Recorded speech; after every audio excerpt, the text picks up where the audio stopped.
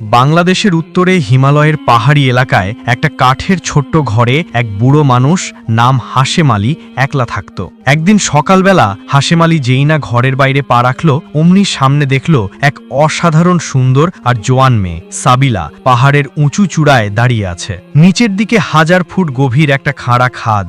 এই দৃশ্যটা এতটাই অবাক করা ছিল যে হাশেম আলী নিজেকে সামলাতে না পেরে দ্রুত ওর দিকে দৌড়ে গেল। পিছন থেকে এসে সাবিলার হাত ধরে নিজের দিকে টেনে নিল সে। সাবিলা হঠাৎ করে হাশেম আলীকে ঠেলে দিল আর রেগে গিয়ে বলল, তুমি আমাকে থামানোর সাহস কি করে পাও? তুমি কি আমার জীবনে কেন নাক গলাচ্ছ? সে আবার সামনের দিকে দৌড়ালো, যেন লাফ দিতে চলেছে। হাশেম আলী আবার দ্রুত ওর দিকে ছুটল আর এবার আরো শক্ত করে ওর হাত ধরল। সাবিলা অনেক চেষ্টা করলো নিজেকে ছাড়িয়ে নিতে, কিন্তু হাশেম আলী ওকে ছাড়তে দিল না। বুড়ো হাশেম আলী নরম গলায় বলল, শেষ পর্যন্ত কি করছো তুমি? আমাকে একটু খুলে বলো তো, হয়তো আমি তোমাকে সাহায্য করতে পারি।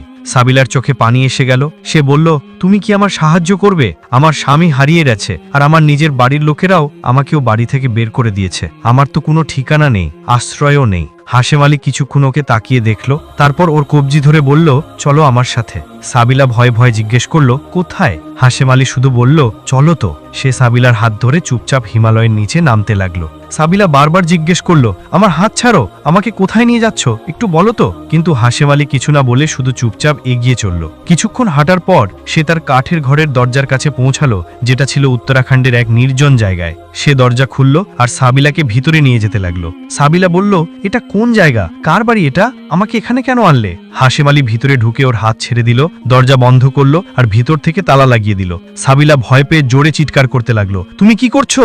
দরজা কেন বন্ধ করলে? আমাকে এখানে কেন আনলে? বলো তো কেন? হাশেম আলী চুপ করে শুধু তাকিয়ে রইল। তারপর হঠাৎ দরজা খুলে বাইরে বেরিয়ে গেল আর বাইরে থেকেও তালা লাগিয়ে দিল।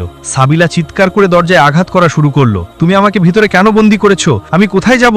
কিন্তু হাশেম আলী কোনো কথা শুনল না আর হিমালয়ের দিকে উঠতে লাগলো। ততক্ষণে রাত হয়ে গেছে। সাবিলা ঘরের ভিতরে একা ছিল। সারাদিন দরজা পিটিয়ে পিটিয়ে সে ক্লান্ত হয়ে পড়েছিল, কিন্তু সেখানে কেউ শোনার ছিল না। বাইরে অন্ধকার আরো গভীর হচ্ছিল। হঠাৎ সে দরজা খোলার আওয়াজ শুনল। সে দৌড়ে দরজার দিকে গেল আর দেখলো হাশেম আলী ঠিক তখনই ঘরে ঢুকছেন। সাবিলা হাশেম আলীকে বলল, তুমি আমাকে এখানে কেন আনলে? সারাদিন দরজা বন্ধ করে রেখে কোথায় চলে গিয়েছিলে? হাশেম আলী ওর কাছে এসে খুব শান্ত স্বরে বলল, ভয় পেও না, এই ঘরকে নিজের ঘর মনে করো। তুমি আজ থেকে আমার কাছে থাকো, তোমার আর কোথাও যাওয়ার দরকার নেই। ওর চোখে একটা অদ্ভুত চমক ছিল, যেন ওর মনে কিছু একটা চলছে। সাবিলা অবাক হয়ে বলল, আমার নিজের বাড়ি থেকেই তো আমাকে সবাই বের করে দিয়েছে, তুমি আমাকে এত দয়া করছো কেন? হাশেম আলী নরম স্বরে কথা বলে সাবিলাকে আশ্বস্ত করল। সাবিলা, যাকে জীবন অনেক কষ্ট দিয়েছে এবং যার কোনো ঠিকানা ছিল না, সে সেখানে থাকতে রাজি হয়ে গেল। হাশেম আলী তাকে একটা খাট দিল আর বলল, এখানে শুয়ে পড়ো। সাবিলা শুয়ে পড়ল আর ঘুমিয়ে পড়ল। হাশেম আলী নিজেও তার বিছানায় গিয়ে শুয়ে পড়লেন, কিন্তু তার ঘুম আসছিল না। সারা রাত সাবিলাকে নিয়ে ভাবছিলেন, কত সুন্দর সে, কত নিষ্পাপ আর ভেঙে পড়া। সকালে হাশেম আলী সাবিলার কাছে গেলেন আর বেশ কিছুক্ষণ তার মুখটা দেখলেন। হঠাৎ সাবিলার চোখ খুলল। তখন সে তাড়াতাড়ি চাদর ঠিক করলো আর অবাক হয়ে বলল, কি হয়েছে? এখন কি করতে এসেছো? হাশেম আলী নরম স্বরে বললেন, সকাল হয়ে গেছে, ওঠো তো। সাবিলা উঠে বসলো। তখন হাশেম আলী দরজার দিকে গেল, বাইরে বেরিয়ে দরজার তালা বাইরে থেকে লাগিয়ে দিল। সাবিলা ভয়ে দৌড়ে দরজার কাছে এসে জোরে বলল, এখন দরজা কেন বন্ধ করলেন? কি ব্যাপার? কিন্তু হাশেম আলী কোনো উত্তর দিলেন না আর হিমালয়ের দিকে উঠতে শুরু করলেন। সাবিলা পিছন থেকে দরজায় ধাক্কা মারতে লাগলো, চিৎকার করতে লাগলো, কিন্তু হাশেম আলী চলে গিয়েছিলেন। দিন শেষ হয়ে গেল, রাতের অন্ধকার নেমে এলো। সাবিলা ঘরে একা, ভয়ে কাঁপতে কাঁপতে চুপচাপ বসেছিল। হঠাৎ দরজার শব্দ হলো। সাবিলা দৌড়ে গেল আর দেখলো হাশেম আলী ঠিক তখনই ঘরে ঢুকছেন।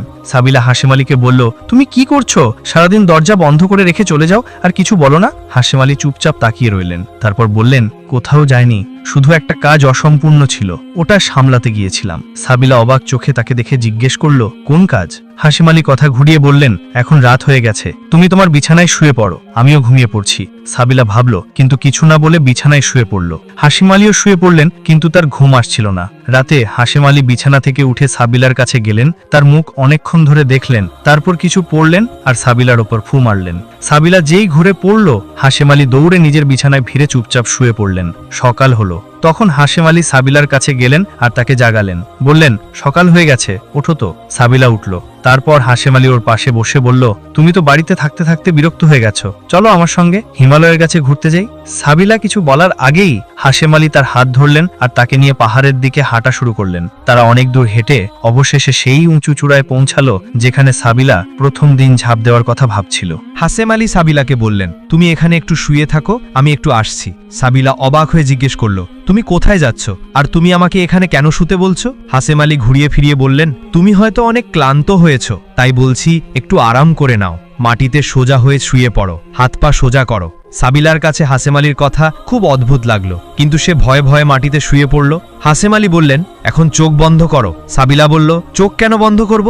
হাশেম আলী বললেন, বলছি তো চোখ বন্ধ করো। সাবিলার কিছু বুঝে উঠল না এটা সব কি হচ্ছে, তবুও সে যেভাবেই হোক চোখ বন্ধ করে নিল। হাশেম আলী ধীরে ধীরে তার কাছে এসে তার পাশে বসলেন। সে অনেকক্ষণ সাবিলার দিকে তাকিয়ে থাকলেন, তারপর কিছু পড়লেন আর সেটার ওপর ফোঁক মারলেন। সাবিলা তখনও চোখ বন্ধ করেই শুয়েছিল। হাশেম আলী চুপচাপ সেখান থেকে উঠে ধীরে ধীরে পাহাড়ের নিচে নামতে লাগলেন। তিনি বাড়ি ফিরে গিয়ে নিজের বিছানায় শুয়ে পড়লেন। কিছুক্ষণ পর সাবিলা অনুভব করলো কোনো শব্দ আসছে না। সে চোখ খুলল আর চারপাশে তাকালো, সেখানে কেউ ছিল না। সে হাশেম আলীকে ডাকলো, আওয়াজ দিল, কিন্তু কোনো উত্তর পেল না। সাবিলা তখন হিমালয়ের ছোট পাহাড়ে একাকী বসে থাকলো।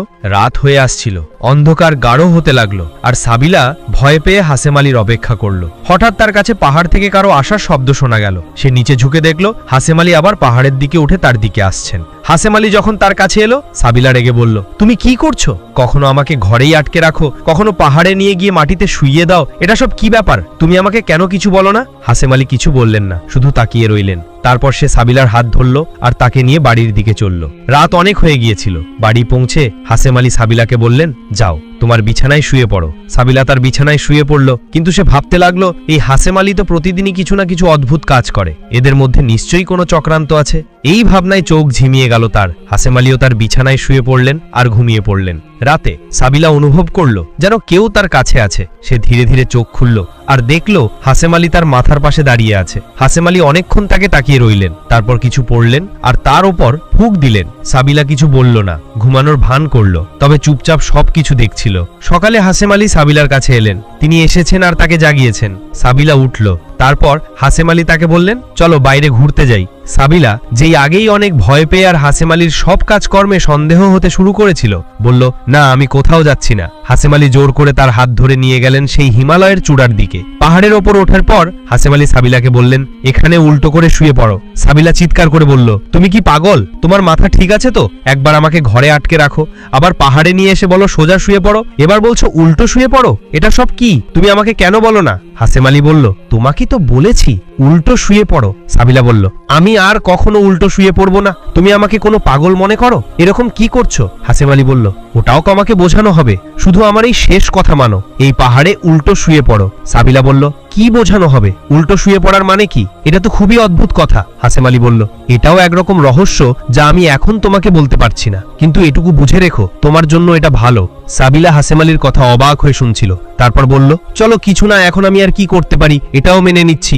সাবিলা হিমালয়ের সেই চূড়ায় উল্টো হয়ে শুয়ে পড়ল, যেমন হাশেম আলী বলেছিলেন, হাত পা পুরো সোজা করে চোখ বন্ধ করে ফেলল। হঠাৎ হাশেম আলী তার কাছে এসে বসে গেলেন। তারপর কিছু পড়লেন আর সাবিলার ওপর ফুঁক দিলেন। তারপর হাশেম আলী বললেন, উঠে দাঁড়াও, কিন্তু চোখ বন্ধই রাখতে হবে। সাবিলা বলল, এখন কি করতে চাও? চোখ কেন খুলবো না? হাশেম আলী বললেন, চোখ একদমই খুলবে না। সাবিলা সেই পাহাড়ে এক ছোট্ট মেয়ের মতো দাঁড়িয়েছিল আর চোখ বন্ধ করে রেখেছিল। হাশেম আলী ধীরে ধীরে পাহাড় থেকে নামতে লাগলেন আর বাড়ি ফিরে নিজের বিছানায় পড়ে গেলেন। অনেকক্ষণ ধরে সাবিলা চোখ বন্ধ করে দাঁড়িয়েছিল। তারপর সে চেঁচিয়ে বলল, কোথায় তোমরা? আমি চোখ খুলবো, কিন্তু কোনো উত্তর এলো না। এরপর সাবিলা চোখ খুলল, দেখলো সেখানে কেউ নেই। সাবিলার আগার দুঃখ মিশিয়ে চেঁচিয়ে উঠল, এই হাশেম আলী ঠিকঠাক লোক নয়, আমি কেন ওর উপর বিশ্বাস করেছিলাম? এখন ওর সঙ্গে থাকা ঠিক হয় না, আমার তো মনে হয় ও একদম পাগল, জানি না ওর কি উদ্দেশ্য। সাবিলা ওখানেই নিচে বসে হাশেম আলীর অপেক্ষা করতে লাগলো। রাত হয়ে গেল। রাতের বেলা হাশেম আলী সেই হিমালয়ের চূড়ায় উঠে সাবিলার কাছে গেলেন। সাবিলা হাশেম আলীকে দেখে রেগে বলল, তুমি আবার আমাকে এখানে ফেলে গিয়েছিলে, শেষমেশ বলো তো তুমি এসব কেন করছো? আমার থেকে কি চাও? হাশেম আলী একটু সময় ধরে সাবিলার চোখের দিকে তাকিয়ে রইলেন, তারপর বললেন, 2 দিন আমি এখানে কাটিয়েছি, 2 দিন তুমি। এখন এই শেষ রাত আমাদের দুজনকে মিলেই পাহাড়ে কাটাতে হবে। সাবিলা অবাক হয়ে বলল, কেন এই পাহাড়ে? আমি তোমার সঙ্গে রাত কাটাবো কেন? তোমার মাথা ঠিক আছে তো? কি কথা বলছো? তোমার আসল উদ্দেশ্য কি? আমার সবকিছুই অনেক অদ্ভুত লাগছে। হাশেম আলী বললেন, শুধু এই শেষ রাতটা যদি আমরা একসাথে কাটিয়ে দিই, সব ঠিক হয়ে যাবে, আমার কথা মানো। সাবিলা বলল, ঠিক হয়ে যাবে? তুমি কেন বলো না? শুরু থেকেই তোমার উদ্দেশ্যটা ঠিক লাগছে না আমার। তুমি হয় পাগল, নয় আমাকে পাগল বানাচ্ছ। আমার সাথে কি করতে চাও? হাসেম আলী বললেন, সব বুঝে যাবে তুমি, শুধু একটা রাত কাটিয়ে দাও। সাবিলা, যিনি আগেই হাসেম আলীর প্রতিদিনের অদ্ভুত কথা আর আচরণে বিরক্ত ছিলেন, তবুও কোনোভাবে হাসেম আলীর কথা মানলো আর গলা দিয়ে বলল, ঠিক আছে, আজকের রাত তো এখানে কাটাবো, কিন্তু সকাল হলে তোমার বাড়ি ছেড়ে চলে যাব, আর তোমার সঙ্গে থাকতে পারবো না। হাসেম আলী বললেন, ঠিক আছে, আজ রাতটা তো কাটাও। যদি আজ রাতটা আমার সঙ্গে কাটাও, তাহলে নিজেই আমাকে ছেড়ে দেবে না। সাবিলা বলল, এ কি অদ্ভুত কথা বলছো, তোমার ইচ্ছা ঠিক তো? হাসেম আলী বললেন, সেটা রাতে বুঝতে পারবে। তারপর হাসেম আলী সাবিলাকে বললেন, যেমন আমি এখানে মাটিতে শুয়ে পড়ছি, তুমিও তেমন করো। হাসেম আলী মাটিতে শুয়ে পড়লেন, সাবিলাও মাটিতে শুয়ে পড়ল। হাসেম আলী সাবিলাকে বললেন, চোখ বন্ধ করো আর ঘুমিয়ে পড়ো। সাবিলা চোখ বন্ধ করে ঘুমিয়ে পড়ল। হাশেম আলীও ওখানেই ঘুমিয়ে পড়লেন। রাতের শেষ দিকে যখন সূর্য উঠতে চলেছিল, হাশেম আলী সাবিলার উপর ফুঁ দিলেন। তারপর হাশেম আলী সাবিলাকে জাগিয়ে বললেন, উঠে দাঁড়াও, কিন্তু চোখ বন্ধই রাখো। সাবিলা বলল, এটা আবার কি নতুন পাগলামি? তুমি আবার আমাকে এখানে ফেলে চলে যাবে তো না? আমি আর চোখ বন্ধ করব না। আগে দুবার চোখ বন্ধ করেছিলাম, তুমি আমাকে এখানে ছেড়ে চলে গিয়েছিলে। হাশেম আলী বললেন, না, এবার এমন কিছু হবে না, তুমি চোখ বন্ধ রেখো। সাবিলা, যে এখন পর্যন্ত চুপ করেছিল, রাগ করে বলল, ঠিক আছে, চলো তাহলে। সাবিলা চোখ বন্ধ করল। হঠাৎ সাবিলা অনুভব করল কেউ পেছন থেকে এসে তাকে ধরেছে আর তার চোখের ওপর 2 হাত দিয়েছে। ওই উঁচু পাহাড়ের চূড়ায় হাশেম আলী আর সাবিলা ছাড়া আর কেউ ছিল না। তাই সাবিলা বুঝে গেল এটা হাশেম আলী যে তাকে পেছন থেকে ধরেছে। সে রেগে বলল, এরকম কিসের কাজ? তুমি আমাকে এভাবে কেন ধরছো? কিন্তু কোনো শব্দ হলো না। সাবিলা আরো জোরে চেঁচালো, ছেড়ে দাও আমাকে, এটা কি করছো? কিন্তু কেউ তার চোখের ওপর হাত রেখে পেছন থেকে ধরে দাঁড়িয়েছিল। সাবিলা একটা ঝটকা দিয়ে নিজেকে ছাড়িয়ে নিল আর পেছনে তাকিয়ে দেখল ওখানে বুড়ো হাশেম আলী ছিল না, বরং একজন তরুণ ছেলে ছিল। সাবিলা তাকে দেখে আনন্দে জোরে জোরে চিৎকার করে উঠল, ওই, ওটাই তো আমার স্বামী রাশেদ। সাবিলা দৌড়ে গিয়ে রাশেদের সঙ্গে জড়িয়ে ধরল। সে আনন্দে চেঁচিয়ে উঠল, তুমি এখানে কিভাবে এলে? আমি তোমাকে কোথায় কোথায় খুঁজেছি, তুমি কোথায় চলে গিয়েছিলে? সাবিলার আনন্দের কোনো শেষ ছিল না। সে বারবার নিজের স্বামীকে জড়িয়ে ধরে কেঁদে চলল। তারপর হঠাৎ সাবিলা চারদিকে তাকিয়ে বলল, ও বুড়ো হাশেম আলী কোথায় গেল? তুমি কি ওকে চেনো? ও কি তোকে এখানে এনেছে? হাশেম আলী কিছু বলল না। সে শুধু সাবিলার হাতের তালু ধরে বলল, চল আমার সাথে। সে তাকে নিয়ে গেল ঠিক সেই কাঠের ঘরে যা উত্তরাখণ্ডে ছিল, যেখানে হাশেম আলী থাকত। সাবিলা দেখল আর বলল, এ তো ঠিক ওই হাশেম আলীর ঘর। কিন্তু রাশেদ কিছু বলল না। সাবিলা আবার বলল, তুমি আমাকে এখানে কেন নিয়ে এলে? রাশেদ বলল, তুমি আগেও তো এখানে থাকতে, এখনো থেকো। সাবিলা অবাক হয়ে তার স্বামীর দিকে তাকালো, তোমাকে এটা কি করে জানলো? রাশেদ হাসতে হাসতে বলল, আমার সবকিছু জানা আছে। এটা হাশেম আলীরই ঘর। কিন্তু আগে বলো তো, ও হাশেম আলী কে? কেমন মানুষ ছিল? সাবিলা বলল, জানি না, ভালো ছিল না খারাপ, কিন্তু সে অনেক অদ্ভুত আচরণ করত। রাশেদ তাকে দেখে হাসলো আর বলল, কাউকে ভালো না বুঝে খারাপ বললে চলে না, হয়তো ওর পিছনে কোনো রহস্য আছে। তারপর রাশেদ বলল, তুমি একদিন এখানে ওই ছোট্ট লাফ দিয়ে নিজের জীবন দিতে এসেছিলে, তারপর তোমাকে হাশেম আলী বাঁচিয়েছিল। সে তোমাকে এই বাড়িতে নিয়ে এসেছিল আর রাতের বেলা কিছু না কিছু অদ্ভুত করত, তোমার ওপর কিছু পড়িয়ে ফুঁকত, কখনো সে বাড়ি থেকে গায়েব হতো আর তোমাকে ভেতরে আটকে রাখত, আবার কখনো তোমাকে হিমালয়ের চটানগুলোতে শুইয়ে দিত। সাবিলা তার স্বামীর মুখ থেকে এই কথা শুনে অবাক হয়ে গেল। তোমাকে এটা সব কিভাবে জানালো? আমার তো এরকম সবই হয়েছে। রাশেদ বলল, আমাকে সবকিছুই জানা আছে, কিন্তু আমি সব বলার আগে তুমি কি জানতে চাও আমি কোথায় গিয়েছিলাম? সাবিলা বলল, হ্যাঁ, তুমি কোথায় গিয়েছিলে? রাশেদ বলল, মনে আছে যেদিন আমি বাড়ি থেকে বের হয়েছিলাম আর কখনো ফিরিনি? হ্যাঁ, সেই দিন আমি কখনো ভুলতে পারবো না। রাশেদ বলল, ঠিক সেই দিন যখন আমি বাড়ি ফিরছিলাম, পথে আমি একটা মেয়ে পেলাম যে অনেক রহস্যময় লাগছিল। সে আমাকে বলল, তুমি আমার সাথে বিয়ে করো। আমি রাগে বললাম, তুমি কি বলছো? আমি তো আজে থেকেই বিয়ে করা, আমার বউ আমার জন্য অপেক্ষা করছে। ওই মেয়েটার মুখ দেখে আমার ভয় লাগছিল। সে তো সাধারণ কোনো মেয়ে ছিল না। যখন আমি তাকে ঠুকরালাম, তখন সে আমার উপর কিছু পড়লো আর ফুঁক মারলো, আর আমি এক মুহূর্তেই তরুণ থেকে বৃদ্ধ হয়ে গেলাম। তারপর আমি ঘরের দিকে দৌড়ালাম, কিন্তু দরজার কাছে পৌঁছে আমার মনে একটা কথা এলো, এই অবস্থায় তুমি আমাকে চিনতে পারবে না, আর এক বৃদ্ধের মুখে তোমার সামনে কিভাবে দাঁড়াবো? তারপর আমি ফিরে গেলাম ওই জায়গায় যেখানে ওই মেয়েটাকে হারিয়েছিলাম, সেখানেই দৌড়ে গিয়েছিলাম, কিন্তু সে কোথাও পাওয়া গেল না। ক্লান্ত হয়ে যখন ফিরছিলাম, পথে এক বৃদ্ধ সাধুর সঙ্গে দেখা হলো। আমি সব কথা তার কাছে বললাম। সে বলল, এটা একটা কালো জাদু, কিন্তু ভালো মন আর সত্যের সামনে এই জাদুও টিকতে পারে না। সে আমাকে বলল, এই জাদু থেকে বাঁচতে হলে আমাকে কোনো নির্জন জায়গায় একা থাকতে হবে। হবে। যদি আমার স্ত্রী আমাকে সেখানে খুঁজতে খুঁজতে আসতে থাকে আর আমি তাকে কিছু না বলে প্রতিদিন রাতে কিছু মন্ত্র পড়ে তার ওপর ফোঁক মারতে থাকি, তাহলে একদিন সে আমাকে আলিঙ্গন করবে আর সেই মুহূর্তেই আমার জাদু ভেঙে যাবে। আর সবকিছু আমি সেই দিন থেকেই করছি। তুমি তখন থেকে করছিলে যখন থেকে তুমি আমাকে ওই হাশেম আলীর রূপে দেখেছিলে। সাবিলা এটা শুনে হচকচকিয়ে গেল। তারপর বলল, কি বললে? ওই বুড়ো হাশেম আলী? তুমি নিজে কি? রাশেদ বলল, হ্যাঁ, ওই হাশেম আলী আমি নিজেই ছিলাম। সাবিলার চোখ দিয়ে অশ্রু ঝরতে লাগলো। সে দৌড়ে এসে আবার তার স্বামীকে আলিঙ্গন করলো আর বলল, আমায় ক্ষমা করো, আমি তোমাকে চিনতে পারিনি। রাশেদ তার মাথায় হাত বুলিয়ে বলল, এর মধ্যে তোমার কোনো দোষ ছিল না। এটা সব একটা রহস্য ছিল যা আমি তোমাকে বলতে পারিনি। কিন্তু তুমি যা করেছো সেটা তোমার সত্যিকারের ভালোবাসার প্রমাণ। অসময়ে আমার পাশে দাঁড়িয়েছিলে। তুমি একজন আসল স্ত্রী ছিলে না। একজন আসল স্ত্রী হয় দারুণ মস্তিকে ধৈর্যশীল আর একটা দীর্ঘস্থায়ী হৃদয়ের সঙ্গে জন্মায়। তুমি সব বুঝে জানো যে কোনটা তোমার পাশে থাকবে আর কোনটা ছেড়ে চলে যাবে। তার ভিত্তিতেই চেনা যায় তুমি ভালো বউ। তারপর সে মুচকি হেসে বলল, এখন বলো ওই বুড়ো হাশেম আলী কেমন ছিল? সাবিলা হেসে উঠল আর বলল, ওই বুড়ো হাশেম আলী খুব ভালো মানুষ ছিল। রাশেদও হেসে উঠল। কেন? বছর বছর পর এক বিচ্ছিন্ন জোড়া আবার মিলল। একটা সত্যি হৃদয় যেটা নিখুঁতভাবেই পবিত্র, সেটার উপর কোনো প্রতারণা বা জাদু কাজ করে না। যেমন বুড়ো সাধু বলেছিল, ভালো মানুষই আর সত্যের সামনে এটা কিছুই না। কখনো কারো অবস্থা দেখে সিদ্ধান্ত করো না। প্রতিটা মুখের পিছনে একটা গল্প থাকে। তো বন্ধুরা, এই ছিল আজকের ভিডিওটি ভালো লাগলে লাইক, কমেন্ট, শেয়ার এবং সাবস্ক্রাইব করতে ভুলবেন না।